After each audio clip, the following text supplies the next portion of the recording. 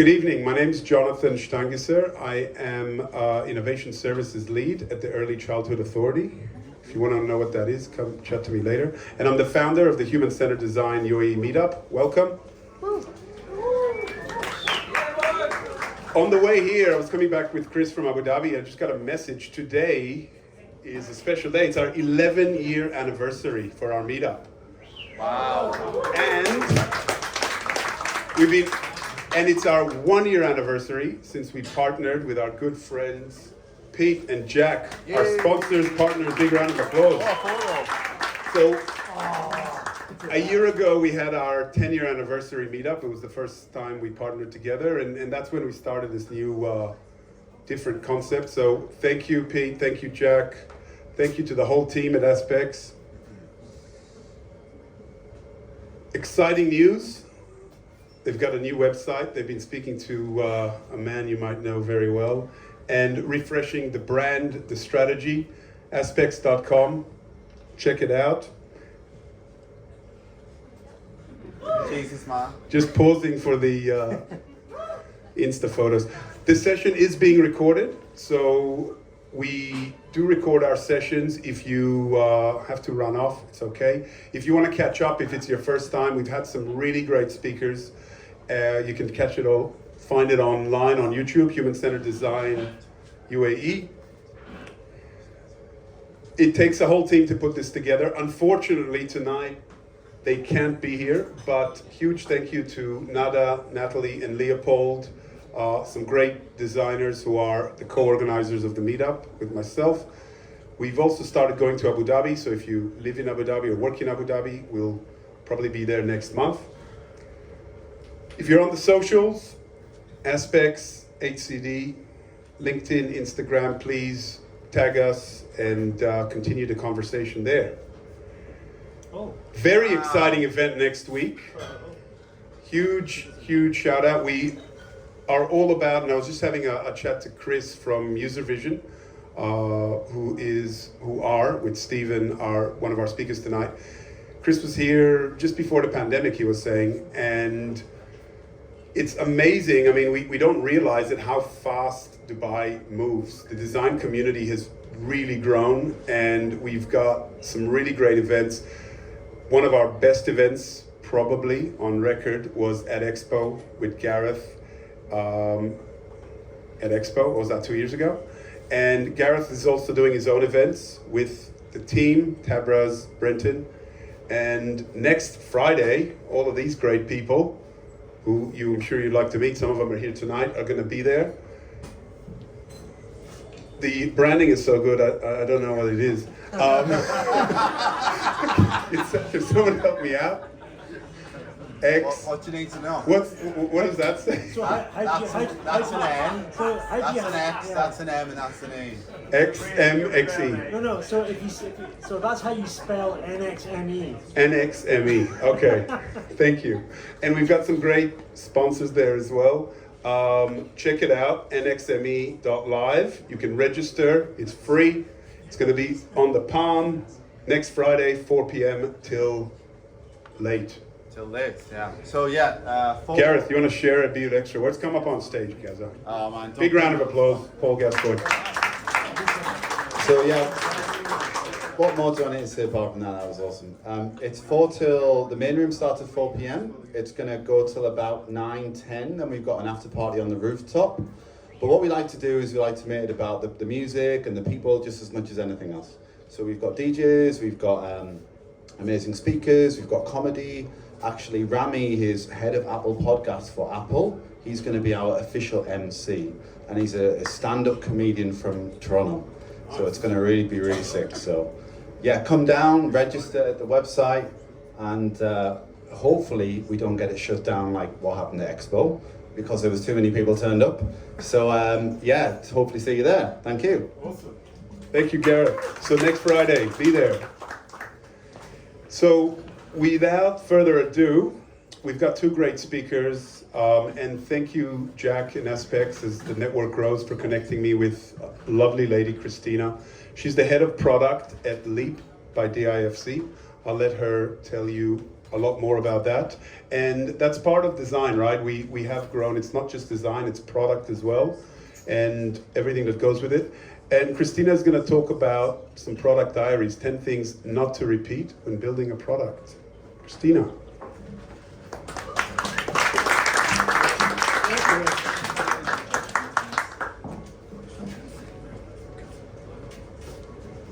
First, I'd like to thank the lovely organizers and hosts for having me today.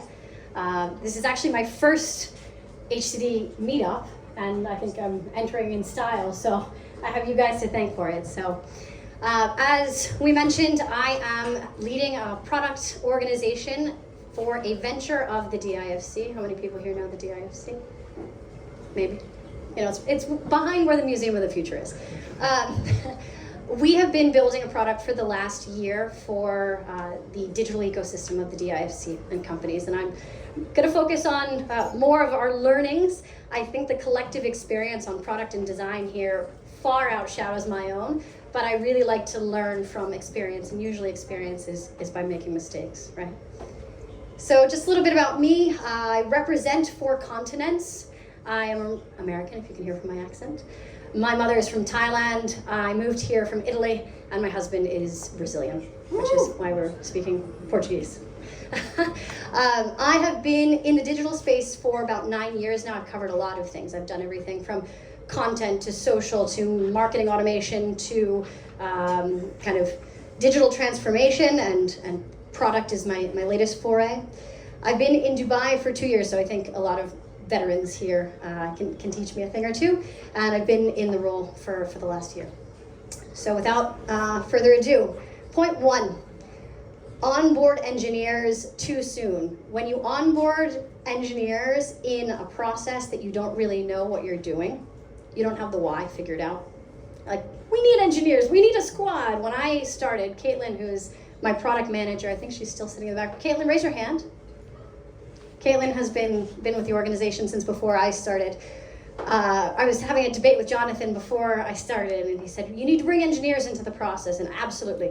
Engineers, developers need to know what they're building. They need to have a say. But if you as business, as product, don't know what you're doing, I think, is anybody here an engineer? Does anybody have a technical background? I think I can say fairly strongly that you don't like sitting and doing nothing. You want to be doing something, so make sure that you have your ducks in a row before you start developing. Building a product without due diligence. If you need to be regulated, if there are questions internally on whether or not you can launch a product in a certain market, if you build just for speed, but then you haven't done your due diligence, that product will sit. And I think we all know that product sitting on a shelf doesn't age well. So do your due diligence before building a product and running straight forward. This is the next one. Developing features for stakeholders and not customers. This is a no-brainer. I think everybody would say this is how you develop a product. You talk to the customers, you don't say, the CEO is yelling for this, we need to do that. And how many memes have you guys seen about this? Regardless, it happens. Happens to the best of us. So knowing how to find that business value, push back and say, we're doing this because it's right, and it will bring value. It's not an easy task, but it's necessary. Promote a lackluster beta program. We all say we want to come out into the market, we want to talk to customers, we want to understand what's there. If what you've launched on the market is not valuable, you have burned those customer contacts. You will try to bring them back in over and over, but now it's okay, now it's good. And it's not going to give you the result that you're looking for. So rather than launch something just to say that you've gone out to market and you're testing it, because you're doing PMF, you've launched an MVP, et cetera, again, think it through a little bit more, and then launch something also that has maybe some incentives for the crowd that you're talking to. Launching multiple times. I don't know at what launch we are right now. So how many of you guys have ever heard of Leap by DIFC? I know one. Okay, all right. So a couple of you guys, but many of you don't. And it could be, we're going to be at FinTech Summit in 2 weeks, and many people will learn about Leap there. I think it'll be like the 6th launch that we've done. But this is the soft launch. This is the soft launch. This is the somewhat harder launch than the last one that we did, right? okay, guys, what are we doing? Are we MVP? Are we beta? Are we POC, et cetera, et cetera? Tell it the way it is, okay? Rather than saying, but now we're launching on social, but now we're launching over here, because then it just loses the magic and you don't really know what you're doing. It looks like you don't know what you're doing. Confuse frameworks for clarity. When I first, I didn't touch anything, I promise, Jonathan. I'll keep going and then we'll fix the AV. When I first started, I wanted to get all of the organization aligned, say, okay, let's go into the OKRs, guys, let's figure it out, let's get the squads developing and so on and so forth. We still didn't know what the business model was. How can you get everybody aligned to an objective if there's no business model? So you're saying, okay, well, let's do North Star metrics, and let's do OKRs, and let's do input metrics, not output metrics, and we're going to talk about metrics in the next talk, and I'm really looking forward to that. But just because there's so many frameworks and methodologies, it's what you put into them. It's not the fact that you have them. It's not the fact that you have the most beautiful roadmap tool. What are you building a roadmap for, right? Assume that you have a captive audience. We work for the DIFC. We have 5,000 companies. There's 40,000 people that work in that area. Do you think that everybody's gonna just run to your product because they're sitting there? No. You have to always make sure that you're communicating, proving value, and getting yourself out there. So very closely tied to this is, once you do have something that's valuable, make sure you have the communication methods, the marketing, even if it's just product marketing, to make sure that people understand what it is that you guys are doing. You have to win over customers.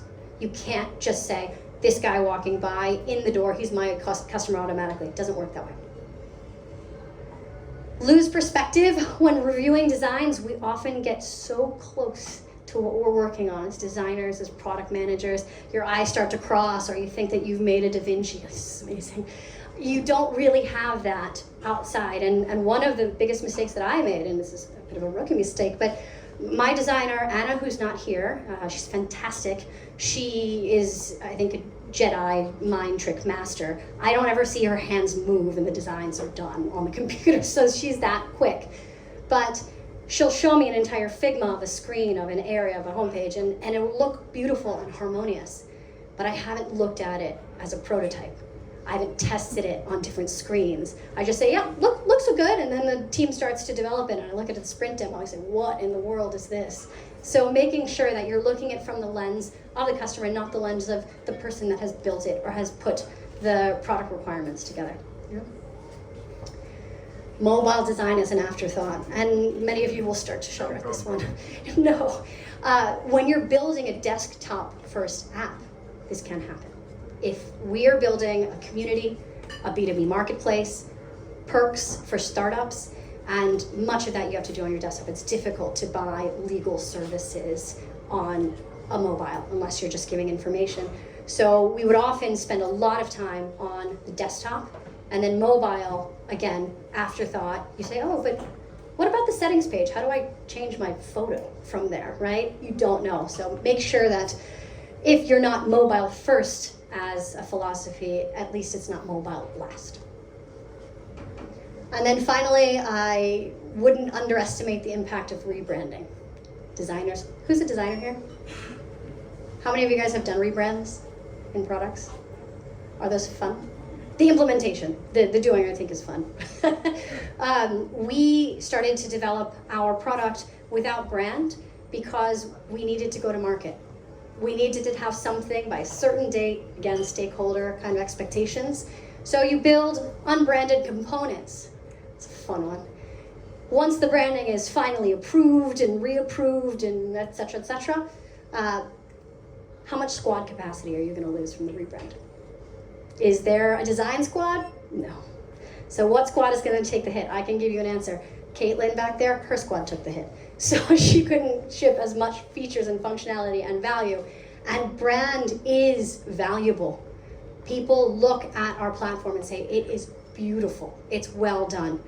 Thank you. I spent about 3 2-week sprints dedicating all of our front-end resource to try and get that plus some more that we pushed off later on. So rebranding, that exercise, you need to make sure, especially if you're in a position like mine where you're allocating resource and trying to decide what to prioritize, deprioritize, where your money's gonna go.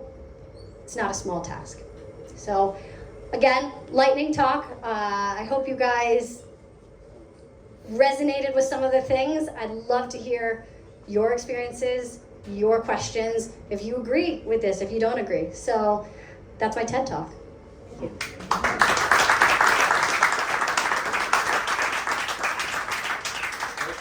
Has anybody got a question? Yeah, so with the branding, if you're starting without a brand and you want to rebrand. Cool. So with the branding, if you're starting without a brand and you're going to rebrand it later, knowing that's going to happen, how would you do that in the correct way? Would you like do it in steps and bring it in slowly, or would you just wait earlier on, or how would you go about it? I think this is obviously where, and you guys know this better than I do, this is where the design system is so important. And being able to say, okay, we don't have the exact shade. I can't tell you how many conversations I heard my designer fighting with our branding agency. No, it is this shade of blue-green for the stroke, and just like arguing over it, right? But if you've got that in place already, and you know, if I change this, it will change it and it will be coherent. You have to think ahead. And again, it's difficult because when you're in startup mode, which we are, you think, okay, part of DIFC, big organization, we very much work as a startup, just like many people here have experience. And you're scrappy, you're doing 500 things at once. I was doing IT procurement. I was having to buy tools for my team so that they could work, right? You do what it takes. You don't always have the time and the bandwidth to say, okay, how am I going to make my life easier in 3 months? Not knowing what's going to happen in 3 months. So experience, making mistakes, so you don't make them again. Good design system. Really important. You don't, you know, if you're putting up a landing page that's going to die, you don't need the design system. But if you're putting together a full platform with multiple products on it, it's fundamental.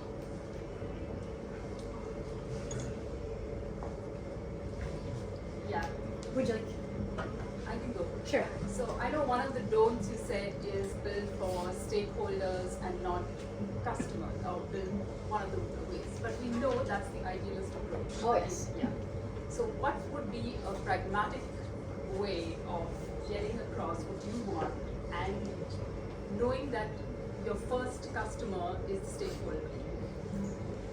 There needs to be a bit of compromise. This is where a bit of savvy kind of comes in and saying, okay, what can I do that meets your expectation, but that actually brings value, right? And again, yes, there's some hills you should not die on. It's fine, just do that. But there's other times where you say, no, this doesn't make sense. And you have to be able to pick your battles, if that makes sense. So sometimes you need to be able to cede into compromise, knowing it's not gonna bring any value, nobody wants it, they just need to tick that box.